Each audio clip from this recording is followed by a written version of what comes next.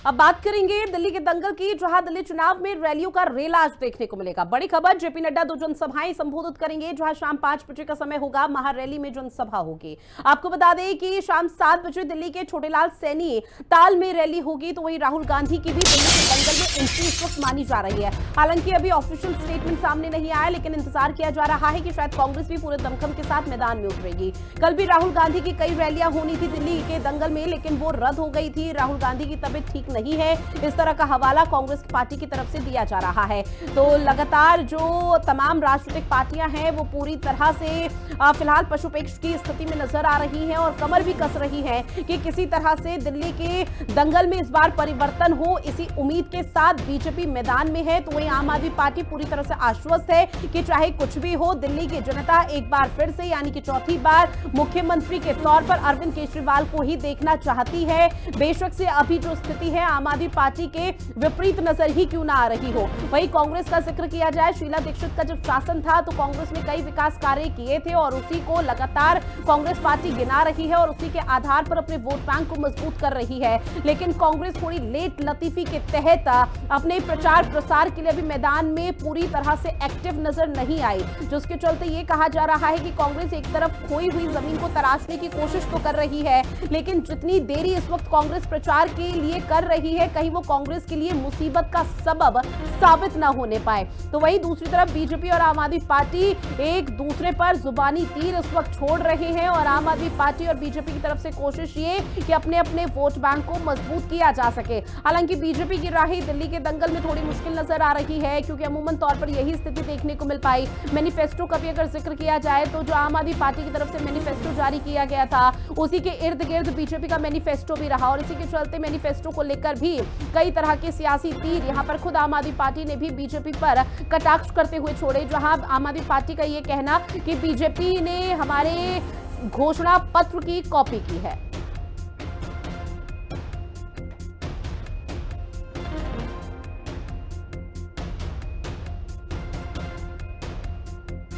तो शाम 7 बजे आपको बता दें कि एक विशाल रैली होनी है। राहुल गांधी की भी दिल्ली के दंगल में एंट्री मानी जा रही है। कल भी राहुल गांधी की रैली थी जिसे रद्द कर दिया गया था। राहुल गांधी की तबीयत ठीक नहीं थी, यह हवाला कांग्रेस पार्टी की तरफ से दिया गया था और लगातार यहां पर कोशिश ये की जा रही है किसी तरह से अपने जनादेश को मजबूत किया जा सके और उसी को लेकर ये तमाम दिग्गज अब एक बार फिर से सड़कों पर प्रचार करते हुए नजर आएंगे, क्योंकि 5 फरवरी को मतदान होना है। मतगणना 8 फरवरी को यानी कि नतीजे 8 को आएंगे, लेकिन देखना बेहद दिलचस्प कि दिल्ली के दंगल में किस तरह का मंगल होगा।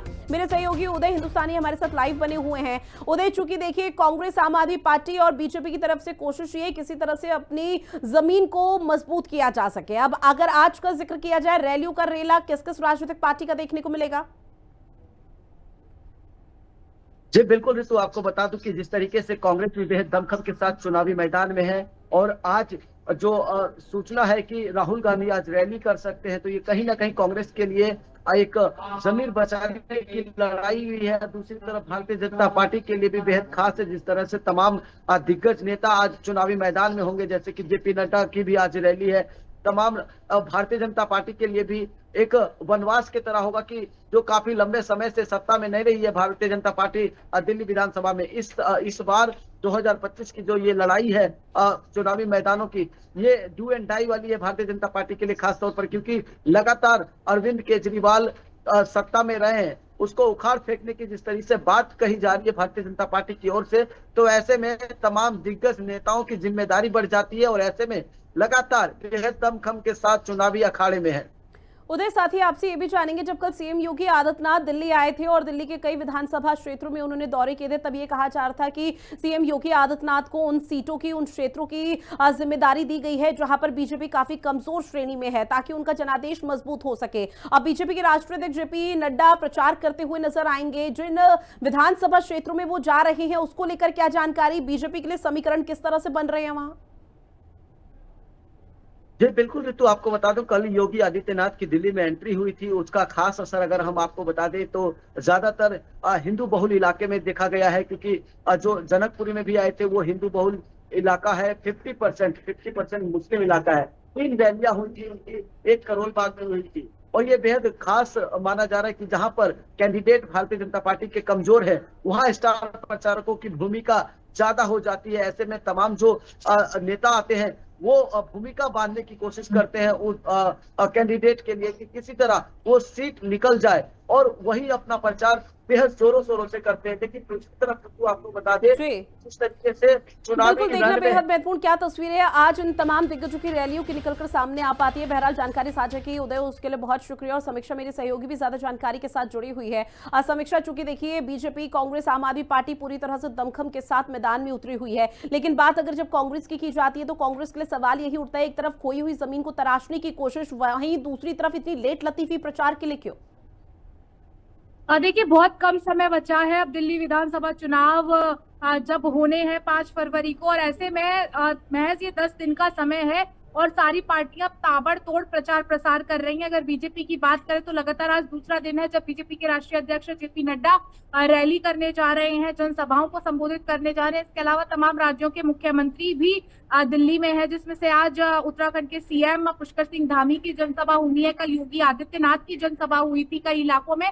इसके साथ ही योगी आदित्यनाथ लगभग 14 जनसभाओं और रोड शोज को लीड करेंगे। इसके साथ ही आज राहुल गांधी भी दिल्ली में एक बड़ी जनसभा करने जा रहे हैं। ऐसे में कई सीट ऐसी हैं जो हॉट सीट बनी हुई है, जहां पर त्रिकोणीय मुकाबला सीधे तौर पर देखने को मिल रहा है। तो ऐसे में कांग्रेस के जो भी कैंडिडेट है उनको सपोर्ट करने के लिए राहुल गांधी रैली कर रहे हैं। इसके साथ ही प्रियंका गांधी भी कुछ दिनों बाद दिल्ली के रण में उतरेंगे कैंडिडेट्स को सपोर्ट करने के लिए और कांग्रेस के लिए वोट मांगने को। देखिए इस बार जो मुकाबला है वो कई विधानसभा सीटें ऐसी हैं जहां पर त्रिकोणीय है, लेकिन जहां पर बीजेपी और आम आदमी पार्टी आमने सामने है वहां पर काफी दिलचस्प मुकाबला देखने को मिल रहा है। अब इस बीच बीजेपी का जिक्र किया जाए, बीजेपी जितने दमखम के साथ मैदान में उतरी है, क्या बीजेपी को आने वाले समय में उतना फायदा होगा? देखिए, बीजेपी के हर कैंडिडेट या फिर दिग्गज यही कहते हुए नजर आ रहे हैं कि बीजेपी दशकों बाद इस बार शानदार वापसी करने दिल्ली में जा रही है, इतिहास दिल्ली में रचने जा रही है। जो लगभग 27-28 सालों का इंतजार है वो बीजेपी का अब खत्म होने वाला है और बीजेपी के लिए दिल्ली अब दूर नहीं है। लेकिन वहीं आम आदमी पार्टी भी सीधे तौर पर यही कह रही है कि हम एक बार फिर से जीत की हैट्रिक दिल्ली में लगा रहे हैं। हालांकि सभी पार्टियां इस वक्त जमकर के प्रचार कर रही हैं और जो भी कैंडिडेट्स हैं वो भी अपने अपने इलाकों में विधानसभा क्षेत्र से वो चुनाव लड़ रहे हैं, वहां पर दिन रात एड़ी चोटी का जोर जनता को अपनी तरफ लाने के लिए, उनके वोट बैंक को मजबूत करने के लिए कर रहे हैं।